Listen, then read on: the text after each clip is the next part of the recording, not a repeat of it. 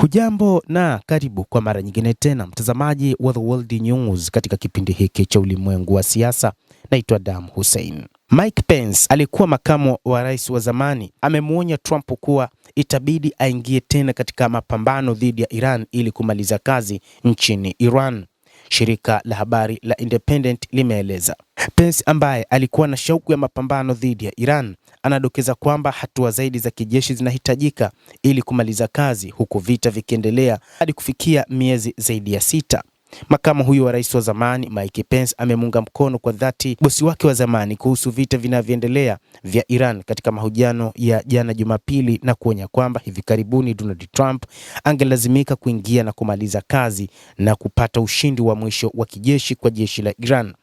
Pence aliyesema hayo akiwa Kiev nchini Ukraine wakati Trump akikabiliwa na ongezeko la ukosefu wa umaarufu nchini mwake unaohusishwa sana na vita ambavyo yeye na maafisa wake wa baraza la mawaziri walitabiri kuwa vingemalizika katika kipindi cha wiki tu, lakini sasa kinakaribia alama yake ya miezi 6.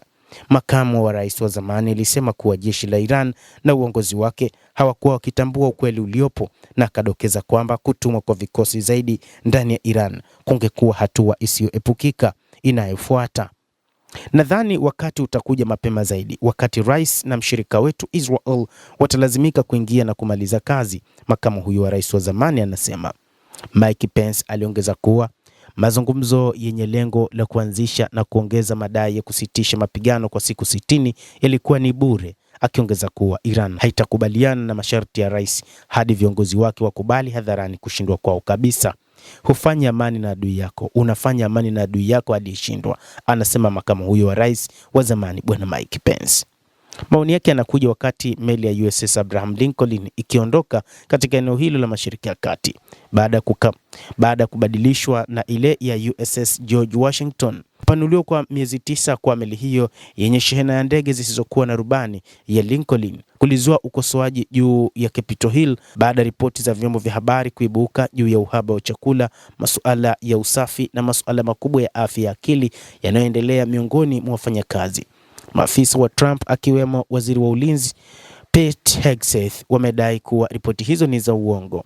Pence alifurahishwa na habari hiyo, lakini aliongeza kuwa kupelekwa kwa mali za kijeshi za Marekani katika eneo hilo itakuwa muhimu kwa siku zijazo zinazoonekana kuwa ni muhimu sana. Tuweke shinikizo na kuweka mali zetu za kijeshi katika eneo hilo, Pence anasema. Vikosi vya jeshi la Marekani katika eneo hilo kwa kiasi kikubwa vinajishughulisha sana na kupata njia salama kupitia mlango wa bahari wa Hormuz kwa trafiki za meli, ikiwa ni pamoja na sehemu kubwa ya trafiki ya nishati ya kimataifa ambayo kupitia mkondo huo kila mwezi.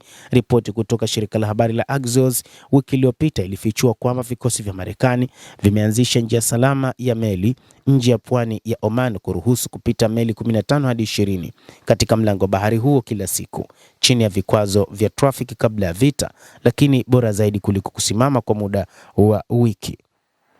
Hapo awali maafisa wa Marekani walizingatia malengo yao ya kivita karibu na mpango wa nyuklia wa Iran na kupata makubaliano na Iran ya kubomoa maeneo yake ya nyuklia yaliyobaki na kutupa nyenzo zake zilizobaki zilizorutubishwa. Juhudi hizo kwa kiasi kikubwa zimeanguka kando ya njia, kwani umakini umepungua karibu na mlango wa bahari wa Hormuz na uwezo wa Iran wa kufunga au kuzuia kwa kiasi kikubwa kupita kwa meli za mafuta na meli zingine kupitia njia hiyo. Trump na washirika wake wamewika kwa miezi kadhaa kwamba jeshi la Iran limeangamizwa na halileti tishio lililobaki kwa vikosi vya Marekani. Walakini maswali ya ugavi yanayoikabili meli ya Lincoln yameripotiwa kusisitizwa zaidi na mashambulizi ya Iran katika vituo vya Marekani karibu na maeneo ambayo yametatiza laini za usambazaji wa mamia ya wahudumu wa Marekani waliojeruhiwa wakati wa vita katika mashambulizi ya Iran na matukio mengine. Muda wa siku 60 wa kusitisha mapigano uliotiwa saini mwezi Julai ulimalizika rasmi wiki iliyopita baada ya pande hizo mbili kurejea kwenye mapigano mara tu baada ya kutiwa saini kutokana na mizozo ya udhibiti wa uhuru wa mlango wa bahari wa Hormuz. Matarajio ya mkataba mpya kusainiwa yanaonekana kuwa chini na hakuna dalili kwamba mazungumzo yanaendelea katika ngazi rasmi. Trump anakabiliwa na shinikizo kutoka kwa baadhi ya wanachama wa chama chake kuhitimisha vita haraka, lakini uwezo endelevu wa kijeshi wa Marekani hadi sasa haujaweza kuiondoa serikali ya Iran madarakani. Kuondoa uwezo wake ikiwa ni pamoja na uwezo wa majeshi ya Iran, lakini pia kushambulia meli katika mlango wa bahari wa Hormuz, kadhalika na kuondoa nyuklia nchini Iran. Kura za maoni zinaonyesha kuwa chini ya theluthi moja ya wapiga kura wa katikati ya muhula wanaamini kuwa Trump anashughulikia vita vyema. Endelea kutufuatilia, lakini usisahau kulike, kucomment, kadhalika kusubscribe channel hii upate habari hizi kwa mapana kupitia The World News. Mimi ni Adam Hussein.